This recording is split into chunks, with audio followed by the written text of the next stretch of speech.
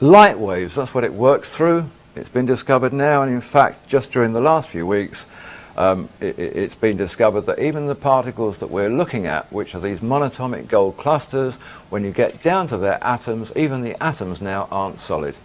They are not physical property, they are a gaseous substance. So it's no wonder they will levitate and whatever, you know, there's nothing to them. But cooling will make them heavy. Two superconductors can be linked together. You can trigger one in, down here in LA, and you can decide to send electricity to Chicago. All you have to do is the resonance frequency, the two of them together, just to get them in tune, like a couple of tuning forks or whatever.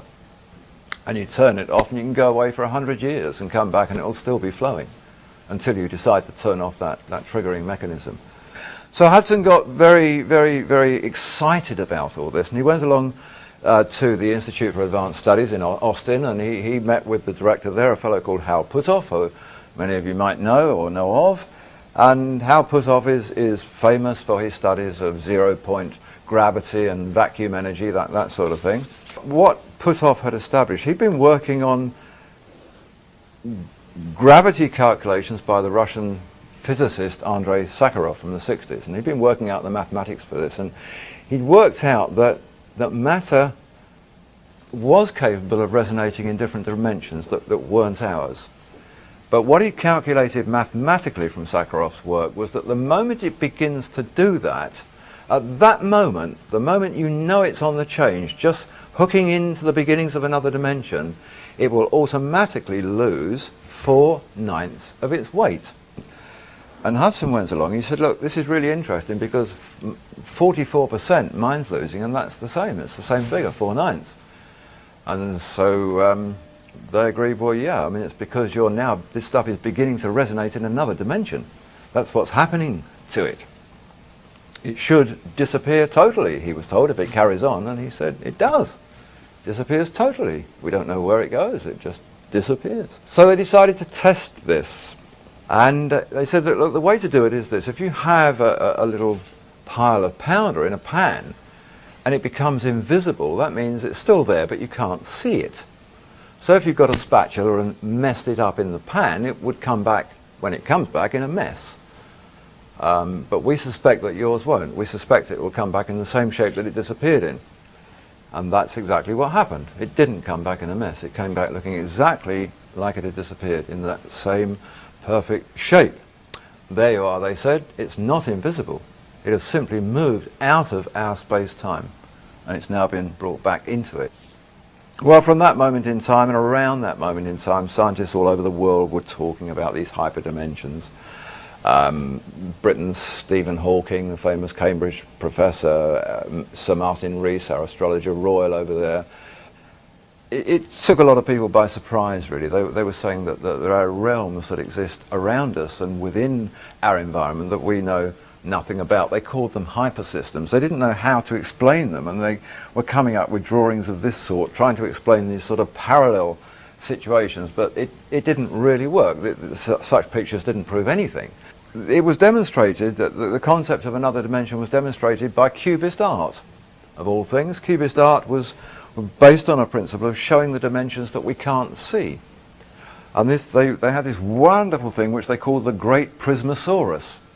Now, the Great Prismosaurus is an article with millions of facets on it, but it actually has a fourth dimension for everything. Everything that you can see the outside of, you can also see the inside of. What are these dimensions? Well, Martin Rees explains that our dimension is called three-dimensional because it goes up or down, or left to right, or backwards and forwards. We have no objective perception of it. We just live within this realm. There are other universes, they say. Some are crumbled up, so small that we can't even imagine them, but they're accessible. Others, they say, are a millimetre away from us. It's the world where Einstein's theory of then, now, and the future all coming into play at once. It's looking at the 30-story building from outside as against being in it on its 15th floor. On the 15th floor, you perceive the 15th floor. You can look out of the window and know that you're part of something bigger, but you can't see the other floors. Well, the other dimensions are in fact those other floors. You can move into them, you can travel up and you can travel down, but you have to know how. You have to know how to trigger it. They say that gravity, they now understand, gravity is actually a signal leaking out of one of these other dimensions into ours. That's where they say the power of gravity comes from. So we're in this bubble, they say. Our whole universe is a bubble wrapped inside other bubbles that are wrapped inside other bubbles. People like NASA come on the scene and they say, yeah, well, it will be very easy. You know, we can move things between dimensions. We're not actually doing it yet, but we know how to do it because it's really a matter of resonance frequencies. All you have to do is to tune the locations to each other, just like setting up your radio onto a station. You know, when you get it in the right place, the message comes through. Treat it like tuning forks. Set up the vibrations between them. That way we can send anything we want, they say. We can send pictures, we can send text, we can send physical matter. What we've seen over the past 6 or 7 years now is an increasing awareness in the science press of the DNA links with these materials and how important they're becoming. They've talked about how they can be used to re-coordinate the uncontrolled division of body cells. This particular article here from Scientific American, the way it reads is this, that they place these elements at the end of the strands.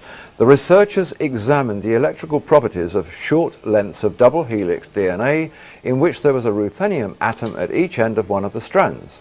Mead and Khayyam, the scientists, estimated from earlier studies that a short single strand of DNA ought to conduct up to 100 electrons a second. Imagine their astonishment when they measured the flow along the ruthenium-doped double helix to find that the current was up by a factor of more than 10,000 times. It was as if, they said, the double helix was behaving like a piece of molecular wire. Wow. It's our monatomic gold wires. They're able to turn the DNA into becoming a part of its structure, or vice versa. The two things can become one.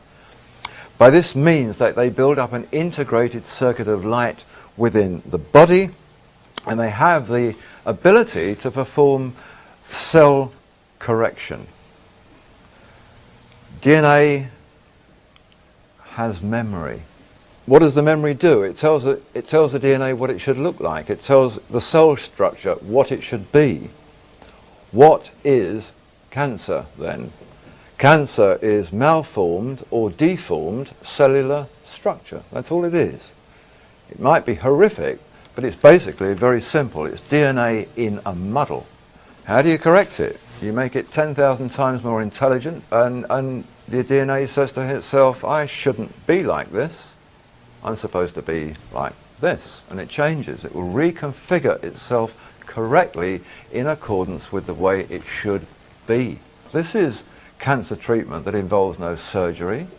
It involves no drugs, it involves no radiation, it leaves the immune system intact, and suddenly the light of life has become a truly life-giving substance.